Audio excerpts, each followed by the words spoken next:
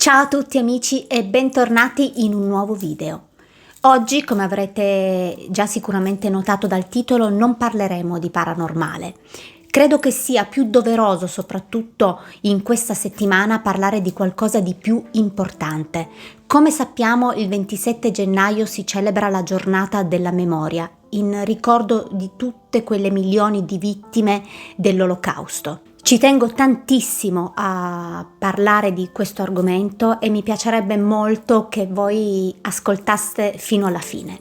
Io oggi vi racconterò solo alcune delle cose che sono accadute in uno dei campi di concentramento divenuto purtroppo e anche tristemente il più famoso in tutta questa orribile tragedia.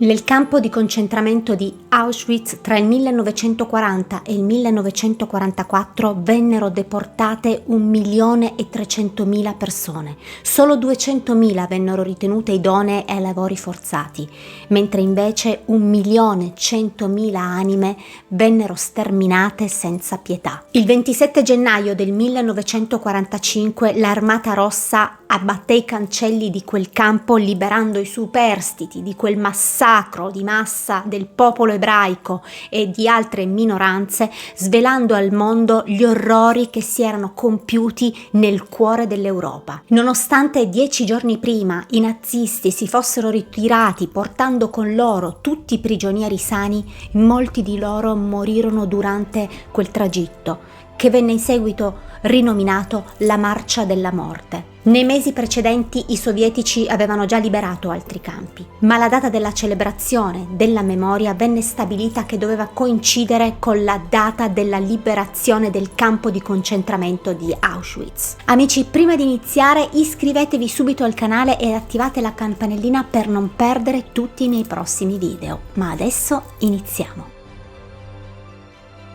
L'inizio della Shoah, ovvero l'Olocausto degli ebrei, inizia con l'ascesa di Adolf Hitler, capo del partito nazista, che aveva intenzione di risollevare l'economia tedesca dalla crisi della Prima Guerra Mondiale e di ripopolare con la razza ariana, che era considerata da Hitler la razza tedesca pura, creando uno Stato forte e con una sola identità razziale, il Terzo Reich, in grado di poter dominare l'Europa continentale, liberandosi in sostanza degli ebrei, soprattutto, che erano considerati da lui una razza inferiore e nemica. Odiava il popolo ebraico per diversi motivi.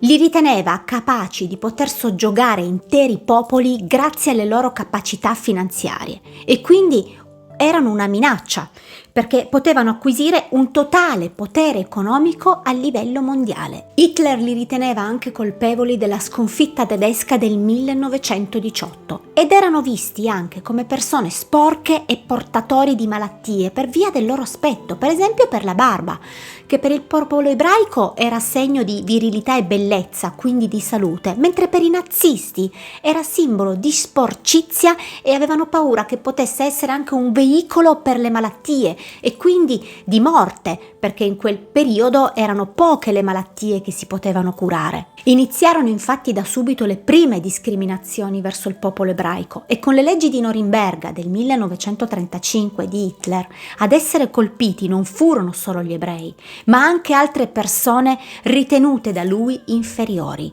come i Rom, gli omosessuali, i disabili. Iniziarono ad impedirgli di entrare in alcuni negozi, nelle scuole, sui mezzi di trasporto, anche nei posti di lavoro. Si arrivò addirittura ad impedire i matrimoni misti fra ariani ed ebrei e si crearono i primi ghetti all'interno dei quartieri dove venne rinchiuso il popolo ebraico. Successivamente costruirono dei campi di concentramento come luoghi di reclusione, all'inizio nati per portarci detenuti che dovevano produrre il materiale bellico per la guerra, ma non tutti erano campi di lavoro. Molti furono veri campi di sterminio e lo scopo era quello di inviare lì chi era ritenuto da Hitler indegno di vivere, quindi quegli esseri indegni. Per lui erano i malati, gli omosessuali, i disabili, i Rom, i testimoni di Geova, gli slavi, i polacchi e gli ebrei. Il popolo ebraico in Europa contava all'incirca 11 milioni di persone ed erano ritenuti dai nazisti i loro nemici. Difatti, i tedeschi da subito pensarono di mandarli solamente via dall'Europa, poi invece decisero di eliminarli definitivamente uccidendoli. Un massacro che da subito portò le stesse truppe naziste a crollare psicologicamente. Pensate che nel settembre del 1941 a Kiev, in soli 2 giorni, uccisero 33.771 persone, ricordato anche come il massacro di Babi Jar.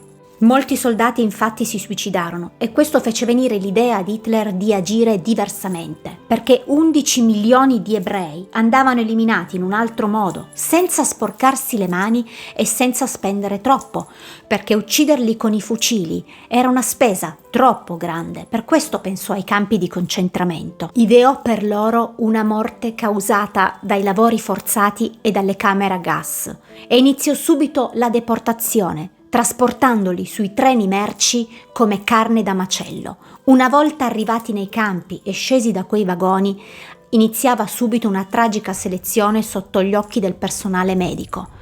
Solo il 25% di quelle persone veniva dichiarato abile ai lavori, mentre il 75% era già condannato a morte da subito. Il campo di concentramento di Auschwitz era composto da altri 40 campi, ma 2 erano considerati i principali: Auschwitz del 1940 per i prigionieri politici polacchi e Auschwitz II Birkenau del 1942 con lo scopo di portare a termine la soluzione finale della questione ebraica. Qui, tra il 1942 e il 1944, vennero sterminate oltre 1 milione di persone. I deportati venivano condotti nelle camere a gas con l'inganno, con la scusa di andare a fare la doccia, ma dai tubi sopra le loro teste non usciva acqua. All'interno c'erano delle pastiglie di Zyklon B, un gas cianidrico che impiegava dai 15 ai 20 minuti per uccidere. Una volta arrivato il silenzio, gli addetti entravano con delle maschere antigas, caricavano i corpi senza vita e li trasportavano nei forni crematori, riducendo in cenere quei poveri corpi, eliminando così ogni traccia. Nel frattempo nuovi arrivi con i treni e nuove selezioni. I bambini, gli anziani, i malati e gli inabili ai lavori venivano subito mandati nelle camere a gas. La prassi, una volta scesi dai treni, era sempre la stessa. I soldati dovevano conquistarne la fiducia per velocizzare il loro lavoro, per non perdere tempo, per fare quello che andava fatto. Venivano svestiti, privati dei loro documenti, venivano rasati a zero, la loro persona veniva completamente annullata, privandoli anche del loro nome. Per riconoscerli avevano solo un numero tatuato sul braccio e un triangolo colorato, rosso per i politici, nero per i disabili e i malati di mente, marrone per rom e sinti, rosa per gli omosessuali, la stella gialla per gli ebrei. Pensate che alcuni ebrei venivano scelti dai soldati come unità speciale ed erano chiamati Sonderkommando. Il loro compito era quello di condurre i deportati nelle camere a gas e poi di ripulire. Erano gli stessi che conducevano alla morte a volte i loro stessi familiari. Dovevano anche cercare di recuperare tutto prima di portare i corpi senza vita nei forni. Per esempio, ad alcune persone venivano strappati i denti d'oro con le pinze. I capelli, per esempio, servivano per le imbottiture degli stivali. La vita per i deportati nei campi era terrificante e disumana sotto ogni punto di vista. Venivano svegliati alle 4:30 del mattino e davanti avevano 11 ore di lavoro. A colazione mezzo litro d'acqua bollita con qualcosa di simile al caffè, quindi acqua sporca. Per pranzo una zuppa con pochissime patate o delle verdure.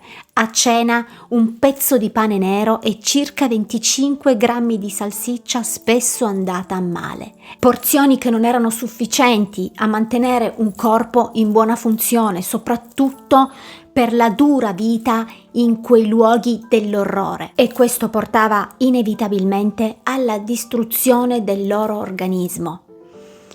Ci sono delle immagini in rete che sono davvero allucinanti, fanno davvero male al cuore. Quelle persone addosso avevano solamente ossa e pelle. Non venivano forniti neanche dell'abbigliamento adeguato per contrastare le bassissime temperature di quei posti, a coprirli solamente un pezzo di stoffa. E chi non moriva di fame moriva perché si ammalava, ovviamente, soprattutto a causa della dissenteria e del tifo, ma molte erano le malattie che giravano all'interno di quei campi. Molti a quell'inferno preferivano la dolce morte e quando ne avevano l'opportunità si lanciavano contro il filo spinato elettrico cercando finalmente la pace. Ma per ogni persona morta contro quel filo ne venivano fucilate 100 per punizione. Nel 1943 vennero inaugurate 4 camere a gas scavate sotto i forni crematori di Birkenau. Erano delle stanze che potevano contenere al massimo 500 persone, ma all'interno ne ammassavano anche 2000, tutti in piedi, stretti l'uno con l'altro, ed è così che morivano e che venivano ritrovati. La vita nei campi era l'annullamento dell'identità di ogni individuo. L'obiettivo era quello di distruggerli fisicamente e psicologicamente, ma le donne vivevano anche sotto il terrore degli abusi sessuali. Anche se nella Germania nazista c'era la legge della protezione del sangue e dell'onore tedesco che vietava ogni relazione sessuale con le donne ebree per evitare che venissero al mondo figli di sangue misto, non puri. Questa legge non valeva per i soldati nazisti. Pensate che sulle donne venivano anche praticati degli esperimenti medici. Ad alcune di loro veniva iniettato un liquido urticante all'interno dell'utero per evitare che mettessero al mondo dei figli ebrei. Per non parlare del ciclo mestruale, raccontato da loro con grande imbarazzo e vergogna, e solo dopo molto tempo. Lo racconteranno come una cosa scioccante e alienante. Non avevano indumenti intimi né un abito di ricambio, quindi ci si sporcava e non c'era la possibilità non solo di cambiarsi, ma neanche di lavarsi perché non avevano l'acqua. Le donne riuscirono a trovare un po' di conforto sostenendosi e aiutandosi a vicenda. Tra di loro nacque una grande solidarietà.